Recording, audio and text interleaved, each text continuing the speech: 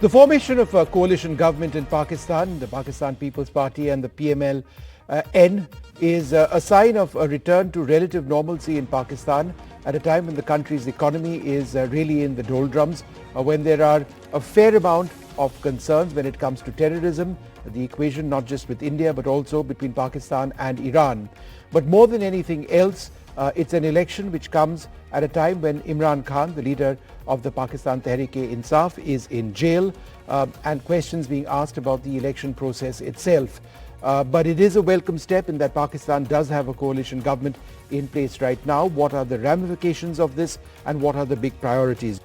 Inshallah Taala, hum milke mukabla karenge. After a political stalemate lasting weeks, Pakistan has a new Prime Minister, with Shehbaz Sharif all set to return to power as Prime Minister and Asif Ali Zardari as President. Islamabad has a new coalition government yet again. After days of frantic negotiations, the Pakistan Muslim League-Nawaz and Pakistan People's Party joined hands in the early hours of Wednesday. Pakistan को इस crisis से निकालने के लिए मुआशी जमहूरी हमारे मुआशरे में जो तकसीम फैला हुआ है, अब पाकिस्तान पीपल्स पार्टी और मुस्लिम लीग नवाज हुकूमत बनाने जा रहे हैं। अब उम्मीद है कि इंशाअल्लाह ताला जल्द से जल्द शहबाज शरीफ साहब एक बार फिर मुल्क का वज़ीर आज़म बनेगा। Under the agreement, the PML-N will get the posts of Prime Minister, Punjab Chief Minister and Speaker of National Assembly. The PPP will get the presidency as well as the governor posts in Punjab and Khyber Pakhtunkhwa. The PPP will not be a part of Sharif's cabinet. Reacting to the announcement, Imran Khan's Pakistan Tehreek-e-Insaf has accused the coalition of being mandate thieves. Though PTI-backed independent candidates secured 93 seats, the party was not allowed to contest the polls. Imran Khan, the party chief, is in jail for a decade on charges of corruption. The announcement of the coalition comes days after the former Rawalpindi Commissioner Liaquat Ali Chatta admitted to rigging the elections in favor of the PML-N. On Wednesday, the US State Department called for such interference to be investigated. I saw that report. Any claims of interference or fraud should be fully and transparently investigated. Excuse me, in accordance with Pakistan's own laws and procedures, and that of course includes this claim as well. While Pakistan may soon have a new government, only time will tell if it will bring political and economic stability in the country. Joining us now, Munize Jahangir, who's been a former colleague of mine, Senator Taj Haider, the Secretary General of the Pakistan People's Party, Irshad Ahmed Khan, the spokesperson of the PML-N, with us as well. I'm also joined by Kaisar Mumtaz, advocate and leader of the Pakistan Tehreek-e-Insaf. Thank you all very much for being with us. Munize, let me come to you first. You know, there was a sense of shock and disbelief, I'm sure in Pakistan, certainly around the world, when Liaquat Ali Chatta, the Rawalpindi former commissioner, said that the elections had been rigged and that he was part of that process. What sort of reactions have there been in Pakistan, and was there enough over there for the elections to perhaps have been countermanded? Well, I think more than just the confessions of Liaquat Ali Chatta, because it was done in a very dramatic way, and he came on television and said that, he wanted to commit suicide and thought it was better that he would come and report to the press exactly what he was made to do. I think rather than his confession, what has been far more compelling evidence has been that a lot of the people running for the elections had Form 45, which is the presiding officer's count of the vote, which did not match up with Form 47, which basically was the cumulative vote count after the Form 45 was produced. So all of those Form 45s have been used as evidence either in the election commission tribunals or in the courtroom, where people have alleged that they were robbed, that the election mandate was stolen from them. So the courts are now going to be choked with all these petitions asking for either a recount or to look or re-examine the Form 45s and then draw up a Form 47 declaring somebody victorious or, somebody who had lost the election. So basically declaring the result of the election accordingly. So the courts are going to be choked. But what is much more important is that there is a coalition now in the center. There is a government now with a clear majority in Punjab. But at the same time, it is going to be seen as a weak coalition by most of the analysts here in Pakistan. Okay. Mr. Irshad Ahmed Khan, how would you respond firstly to the allegations that the elections were fixed?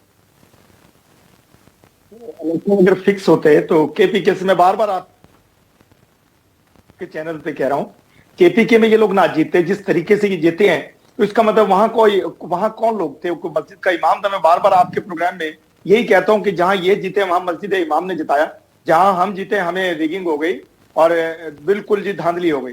दूसरी बात यह है, ये प्रोपेगेंडे हैं।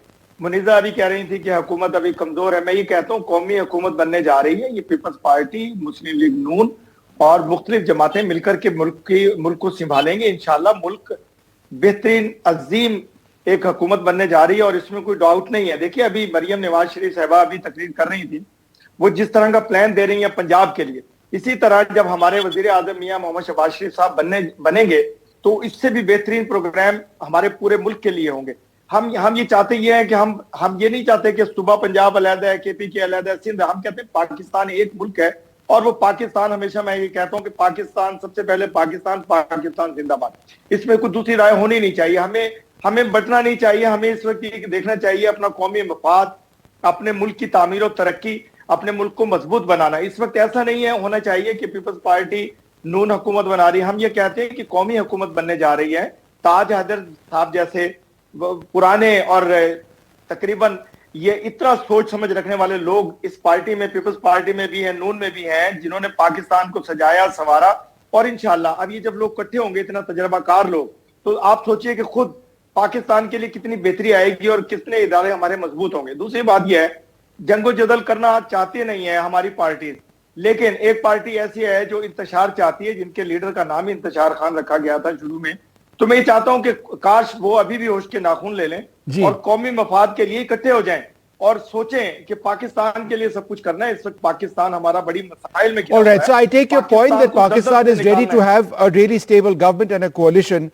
But Taj Saab, let me ask you next. The fact that the PPP has chosen not to be a part of the union cabinet, is that not problematic in some sense? No, this is not a unique step which is being taken for the first time. Well, in India, this has happened when the Communist Party of India did not join the cabinet while supporting the government of Indian National Congress. And I think it was a very good idea, and it gives you all the freedom to propose pro-people, people-centric programs, and that's what we intend to do, that we will keep pursuing the people-centric programs that have been included in our manifesto. And we do hope when the government starts working and when everybody sits around the table, we shall be able to get support for those programs. And we have hopes from the incoming Prime Minister that he'll look into the situation and adopt pro-people policies.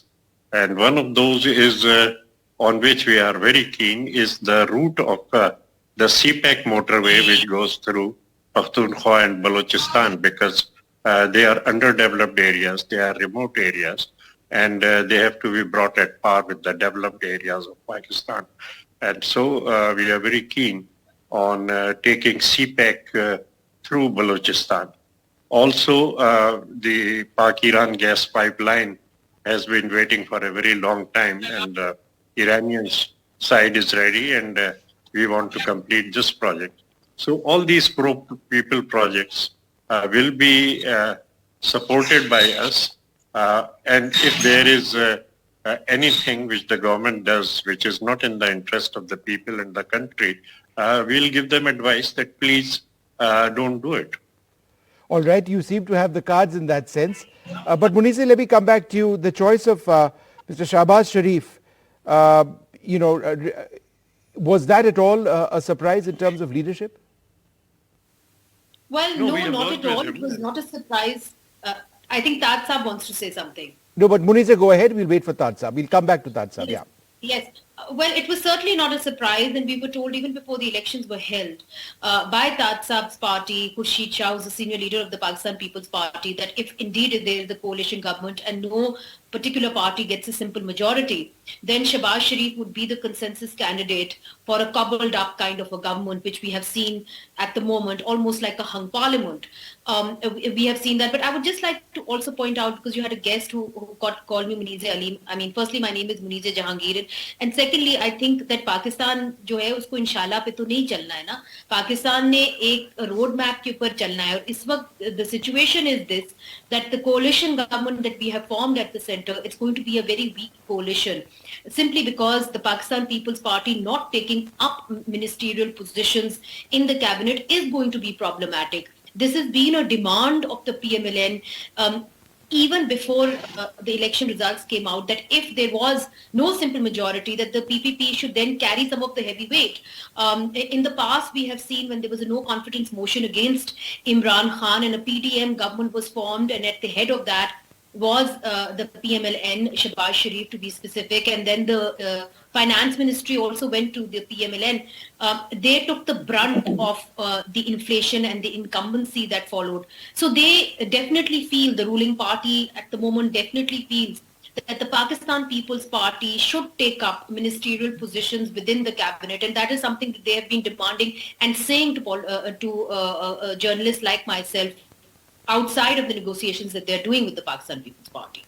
Kaiser Mumtaz, at a time when the elections have allegedly been rigged, at a time when independents supporting your party, the PTI, have done so well, do you believe that the government in power is essentially very weak? And do you believe the fact that this coalition doesn't really have the same numbers, either party, as your party's independents did, gives you some sort of a shot at applying pressure in the future?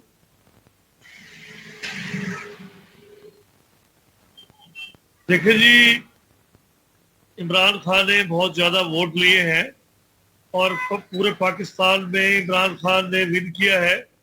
एक दूसरे को चोर कहने वाली जमातें इकट्ठे होकर अब हुकूमत बनाना चाहते हैं. इनके पास कोई एजेंडा नहीं है, ना इन पर IMF इतबार करेगा, ना इन पर कोई इदारा करेगा. पूरे मुल्क में इनकी ये हुकूमत जो गठजोड़ ये चोर कर रहे हैं, ये इनकी हुकूमत नहीं चल रही. और ये इमरान खान की जो सीटें इन्होंने हजम की हैं, इनको वापस देनी पड़ेगी. और ये धांधली ज़्यादा जो गठजोड़ है, बिलावल भुट्टो, ये एक दूसरे को सड़कों पर इन्होंने घसीटना था और एक दूसरे का पेट फाड़ना था. अब ये इकट्ठे हो गए हैं और ये एक सदर बन रहे हैं ज़रदारी साहब, और शहबाज साहब वज़ीर आज़म बन रहे हैं. लेकिन वोट तो इमरान खान को मिला है, जीता तो इमरान खान है. आपने निशान छीन लिया, आपने इमरान खान से पार्टी छीन ली, बल्ला छीन लिया, किसी को जूता निशान दे दिया, किसी को हुक्का दे दिया, किसी को चिमटा दे दिया. लेकिन उसके बावजूद इमरान खान को लोगों ने वोट दिया है. और मैं समझता हूं कि इमरान खान जो है वो आखिरी उम्मीद है पाकिस्तान की. दीवार से उन्हें मत लगाएं, इमरान खान को मौका दे. उनकी जीत हुई है, उनकी सीटें वापस करें. और अगर इमरान खान को अगर मौका न दिया गया तो मैं ये कहता हूं कि ये हुकूमत नहीं चल रही. 3-4 माह के बाद ये हुकूमत फ्लॉप हो जाएगी. और इन्होंने तब सिर्फ इमरान खान को नहीं, इन्होंने तरीके लब्बैक को भी दीवार से लगाया. Okay, Kaisar साहब, I get the point you're making. Let me get a response. इरशाद अहमद खान, आप इस पे जवाब देना चाहेंगे कि असली विनर इमरान खान और इमरान खान की पार्टी ये है, आप इस पे क्या कहेंगे? मैं ये कहूंगा कि देखिए, इनको केपीके दिया. कैसर साहब, एक मिनट, इरशाद जी बताइए. उसमें कोई धांधली नहीं. अब इनको ये चाहिए कि केपीके वाले लोगों को अमन अमान दें, शांति दें और उसमें तरक्की की तरफ उसको बढ़ाएं. जहां वहां मसाइल हैं, जो मसाइल का गढ़ बना हुआ है केपीके, उन लोगों को सुकून का सांस लेने दें और उनके लिए काम करें, ना कि पाकिस्तान का जीना आराम करें. काम करें, काम सिर्फ काम करें. ना कि एक दूसरे पे इल्जाम लगाएं और हर वक्त एक ही राग अलापते रहे कि धांधली हो गई। भाई हो गई, धांधली हो गई। आपने केपीके में धांधली की? आप खुदारा, मैं हमेशा इनको ये तो मशरे, अब तो हम इन लोगों को कैसर साहब एक मिनट उनको बोलने दीजिए। सबसे बड़ा जालिम चीज वक्त है जो गुजरता है, पीछे मुड़ के नहीं देखता ना देखने देता है। Okay, fine. इनको चाहिए ये कि जो ये all right, time doesn't spare anyone. That's what we're trying to say. Let's see what the future holds for Imran Khan. But one moment, Taj Saab, I wanted to come back to you. A matter of concern in Pakistan, and we've seen this for the last several weeks, is censorship on the internet. The fact that Twitter continues to be blocked in large parts of your country, if not the entire country, even after the elections have been completed. There is a sense that this is a cause of huge concern. Why is this process of information being stifled still taking place? Why is it taking place? This was, I'll not defend it. This was certainly a denial of human rights. And on the morning of 8th of May, when I was sitting in my office at 7:30 a.m. and I could not connect with those who were working in the field, it was a big disappointment. We got onto the Wi-Fi and we protested against that. We lodged a complaint. Chairman Bilawal Bhutto Zardari also lodged a very strong protest. But the tragedy was that his protest could come on air at around 3 p.m. Something which was recorded at around 10 a.m. came on air at about 3 p.m. So this was, this was something which should have been known ahead of time, and arrangements should have been made for, it was not necessary. I don't think it was necessary. If there were security threats, there was enough security to ensure that those security threats are neutralized. I think this created many, many problems, and this has to be regretted by every Pakistani. Munizib, does this essentially indicate that that the military, which is the foremost force in Pakistan, continues to call the shots, not just when it comes to censorship of the internet, but also in giving their blessings to this coalition? There are faults on our part also. Oh, Munira, sorry, I always interrupt. No, it's always a pleasure to hear you. And, Tatsab's party, the People's Party, has always talked about freedom of expression. But in Pakistan, for example, the X, formerly Twitter, has been suspended. Now, the PTA, which is the Pakistan Telecommunications Authority, we called them up and said, why have you suspended X now? This is the 5th day. And they said, well, why don't you call up the Interior Ministry and check from them? When we called up the Interior Minister said, well, we do not look at social media networks and you must call the PTA. Then we called up the PTA again and they said, well, you must call up the Interior Ministry. So in Pakistan, when nobody is answering your question and when nobody really is in power, then we know exactly who is in power in Pakistan. The caretaker government is really seen as a puppet of the military in Pakistan. And on the 8th of February, when the elections were going to be held, there was news by there was a claim by one of the provincial ministers in Balochistan saying that the internet is going to be suspended because there was a terror incident that was going to take place in certain areas of Balochistan. And then the Interior Minister, Federal Interior Minister, came and said, well, the internet is not going to be shut down after, the provincial minister was criticized. And then lo and behold, on the morning of the 8th of February, across Pakistan, data services were suspended, which led to the rigging in the elections because the EMS system, the election management system, was dependent on the internet, was dependent on data services. And since that went down, the presiding officers in the election, the residing officers in the elections could not upload the Form 45, Form 46 and Form 47, which was basically the count of the vote. So squarely, it was the person and it was the authority, it was the organization who suspended the internet services on the day of the election, caused the kind of mayhem that we are seeing right now. One other thing that I would like to point out, the person who's representing the PTI was referring to, yes, Imran Khan's government has won a large number of seats in the National Assembly, but in order to form a coalition, in order to form government, they would have to speak to other political parties to form a coalition. Imran Khan is willing to speak to the military, who he alleges is the reason why they are in precisely the doghouse, but they are not willing to speak to other political parties. The People's Party has said that we would like to extend an olive branch. We would like to speak to the PTI, but they have not accepted those talks, those offer for talks. Right. Similarly, with PMLN, they are unwilling to form a coalition with political parties, unwilling to speak to political parties, but quite willing to speak to the establishment, who they blame for putting them, in behind bars. Sure. Tatsab, final question to you. The dynamic between this coalition and the military. Obviously, your coalition has the blessings of the military. Imran Khan fell foul of the military in Pakistan. Is it going to be an uneasy working relationship at the end of the day? Or do you believe that they'll continue to call the shots? Well, the fault partly lies with the political parties also. Why should they take support of the military for coming into power? This happened in 2018 also.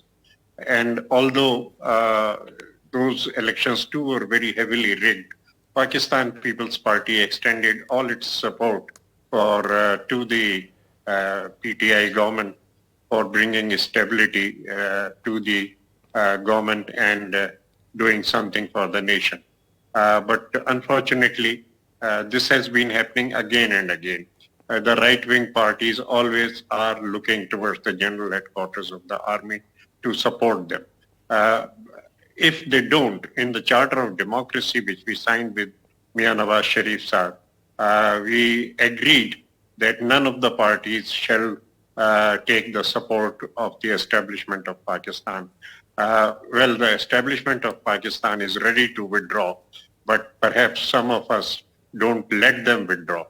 And they think, so this mindset has to change. And what Chairman Blawal has been insisting again and again, that the old style of politics has to go. And we criticize the establishment all the time, but perhaps at times we should also look at what we are doing. If we are taking their support, they may be a little reluctant, but at the end of the day, they are ready to call the shots. Right. So this is something which is a challenge to us. And I think we have to look at what we are ourselves doing. And our greatest strength is that we say no to the establishment. And if all the political parties resolve that we shall not be taking help of the establishment of Pakistan, then of course establishment shall have no option except to keep within their constitutional limits. Let's see if that can ever happen. It is a dream, of course, for so many in Pakistan, but I'd like to thank you all very much for being with us on this program. There is a coalition government. Hopefully it will result in stability and development. Thank you very much for being with us.